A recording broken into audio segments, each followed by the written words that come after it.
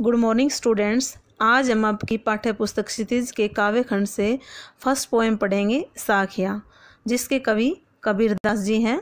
कविता प्रारंभ करने से पहले मैं आपको कबीरदास जी के विषय में बताऊंगी, तो लिसन केयरफुली, बेटा सुने ध्यानपूर्वक। कबीरदास, कबीर के नाम से ही पता लगता है, कबीर का अर्थ होता है महान, और वास्तव में इन्होंने अपने नाम को अपने जीवन में सिद्ध भी किया। कबीरदास जी भक्तिकालीन निर्गुण संत काव्यधारा के सर्वश्रेष्ठ कवि थे। जनश्रुति के आधार पर इनका जन्म 1398 ईस्वी में काशी नामक स्थान पर हुआ माना जाता है। किंवदंती है कि इनका जन्म एक विधवा ब्राह्मणी के गर्भ से हुआ था, जिसने लोक लाजवश इनका परित्याग कर दिया और इन्हें काशी के लहर तारा नामक तालाब के किनारे छोड़ गई, जहाँ से नीरू और नीमा नामक जुल्हा दंपत्ति ने इनको प्राप्त किया और इनका पालन पोषण किया। नीरू और नीमा ने इनका नामकरण कबीर किया। वस्तुतः कबीर ने अपने कार्यों से अपने नाम को सार्थक किया। बड़े होने पर इनका विवाह लोई नामक युवती से हुआ, जिनसे इन्हें कमाल तथा कमाली नामक पुत्र और पुत्री हुए।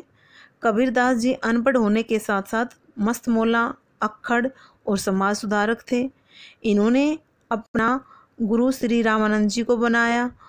उनसे इन्होंने राम नाम का मंत्र प्राप्त किया और अंततः अपनी वाणी द्वारा हिंदू मुस्लिम एकता पर बल देते हुए 1518 ईस्वी में इस महान संत कवि का बनारस के समीप मगहर नामक स्थान पर देहांत हो गया। कबीरदास जी की रचनाओं के विषय में मैं बताऊं तो आपको कबीरदास जी की एकमात्र प्रमाणिक रचना है बीजक। इनके 3 भाग हैं, साखी, सबद और रैमणी। इनके कुछ पद्य यानी इनके द्वारा कुछ लिखी गई कविताएं गुरु ग्रंथ साहिब में भी संकलित है। बेटा गुरुद्वारे वगैरह में गुरु ग्रंथ साहिब में जो शब्द सुबह सुबह सुनते हैं, वहाँ पर कबीरदास जी के ही शब्द सुने जाते हैं। कबीरदास जी निर्गुण निराकार ईश्वर में विश्वास करते थे। उनका कहना था कि ईश्वर कण कण में विद्यमान है। उन्होंने मूर्ति पूजा का खंडन किया और बताया कि गुरु को परमात्मा से अधिक महत्व देना चाहिए। उनका कहना था कि गुरु की कृपा से ईश्वर को प्राप्त किया जा सकता है।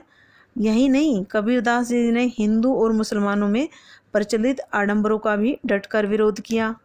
वे हिंदुओं और मुसलमानों में एकता स्थापित करना चाहते थे।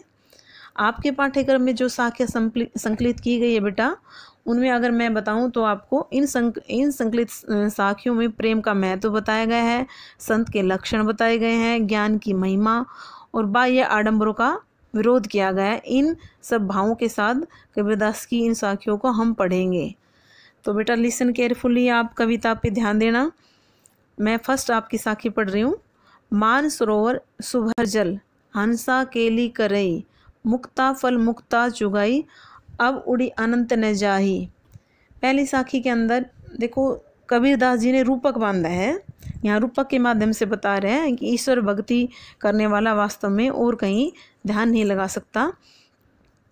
सच्चे मन से जो ईश्वर भक्त होता है, कह रहे मान सरोवर सुभर जल। मान सरोवर, हृदय रूपी सरोवर में सुभर जल, भक्ति रूपी जल अगर भरा हुआ है, अगर हमारे मन में वास्तव में भक्ति है, यानी मन को बताया है सरोवर और जल को बताया है भक्ति रूपी जल। हंसा केली करई, और आत्मा रूपी हंस उसमें केली यानी क्रीड़ा करता है। फिर सुने बेटा ध्यानपूर्वक फर्स्ट लाइन। मान सरोवर, हृदय रूपी सरोवर में अगर भक्ति रूपी जल भरा हुआ है तो उसमें आत्मा रूपी जो हंस है ना, वो क्रीड़ा करता है, यानी अर्थात वहीं पर रहना चाहता है। जैसे सरोवर के अंदर हंस पानी के अंदर खुश रहता है और वहाँ पर मोती चुगता रहता है, उसी प्रकार हमारे मन के अंदर वास्तव में अच्छी भावनाएं हैं, उसके अंदर भक्ति रूपी जल भरा हुआ है, तो हमारी आत्मा वहीं पर रहना चाहेगी, वहीं पर क्रीड़ा करेगी। मुक्ता फल मुक्ता चुगई, अब उड़ी अनंत न जाही, और वहीं पर रहकर क्या करेगी हमारी आत्मा, जो हंस रूपी जो आत्मा है, वहाँ हृदय रूपी सरोवर के अंदर क्या करेगी, मुक्त भाव से मुक्ति रूपी फल चुगेगी। अब उड़ी अनंत न जाई, और वहाँ से अनंत, अनंत का मतलब होता है अन्यत्र यानी दूसरी जगह, और उड़कर कहीं नहीं जाना चाहेगी। कहने का भाव यह है कि जो भगवान के अंदर सच्चे मन से भक्ति करता है भगवान की, और उसमें ध्यान लगा लेता है, उस भक्ति के अलावा उस भक्त को और कुछ नज़र नहीं आता। वह भगवान का ध्यान लगाकर वहीं पर रहना चाहता है। सेकंड आपकी साखी देखिए बेटा, यहाँ पर प्रकाश किस चीज़ पर डाला है कबीरदास जी ने, ध्यान से सुनना। प्रेमी ढूंढत मैं फिरऊँ, प्रेमी मिले न कोय, प्रेमी को प्रेमी मिलई, सब विस्मृत होय। यहाँ पर एक सच्चे प्रेमी यानी भगवान के भक्त के विषय में बताया है कि प्रेमी ढूंढत मैं फिरूँ। कबीरदास जी कहते हैं कि मैं प्रेमी ढूंढत फिरा, यानी मैं इस संसार में भगवान के सच्चे प्रेमी को, सच्चे भक्त को, सच्चे साधक को ढूंढता फिर रहा था। प्रेमी मिले न कोई, और मुझे इस संसार में भगवान का सच्चा भक्त नहीं मिला। प्रेमी को प्रेमी मिले, अगर वास्तव में एक भगवान के सच्चे भक्त को एक भगवान का दूसरा सच्चा भक्त मिल जाए, सब विष अमृत होए, तो सारा अमृत है ना, सारा जो विष है वो अमृत में बदल जाएगा। अर्थात हमारे जीवन में जो भी बुराइयां हैं वो सारी अच्छाइयों में बदल जाएगी। हमारे मन से विषय वासनाएं समाप्त हो जाएंगी। नेक्स्ट आपकी साखी है बेटा, अस्थि चढ़िए ज्ञान कहूँ, सहज दुलीचा डारी, स्वान रूप संसार है, भूखन दे जखमारी। यहाँ पर कबीरदास जी ने ज्ञान के महत्व पर प्रकाश डालते हुए कहा है कि हस्ती चढ़िए ज्ञान कहूँ, हस्ती यानी ज्ञान रूपी हाथी पर सवार होकर सहज दुलीचा डारी, दुलीचा होता है कालीन, यानी मनुष्य को हाथी के समान विशाल ज्ञान प्राप्त करना चाहिए। सहज मीन सरलता और दुलीचा मीन कालीन, और सरलता रूपी कालीन डाल लेनी चाहिए, यानी सरल स्वभाव को धारण कर लेना चाहिए। चाहे आदमी कितना भी ज्ञानी क्यों ना हो जाए, परंतु उसके स्वभाव में सरलता होनी चाहिए। स्वान रूप संसार है, भूखन दे जगमारी। अगर आप ज्ञानी हो और आपके स्वभाव के अंदर सरलता है, तो फिर कबीरदास जी कहते हैं कि यह संसार तो स्वान रूप है, यानी यह अज्ञानी संसार कुत्ते के समान है। स्वान होता है कुत्ता, यह अज्ञानी संसार कुत्ते के समान है। भूखन दे जखमारी, इसको, इस संसार को कुत्ते की तरह भोंकने दो। यहाँ पर जखमारी मुहावरे का प्रयोग किया गया है बेटा, यानी व्यर्थ की बातें करने दो। कबीरदास जी कहते हैं यह अज्ञानी संसार कुत्ते के समान है, आप अपने रास्ते पर आगे बढ़ते रहो, ज्ञान प्राप्त करते रहो।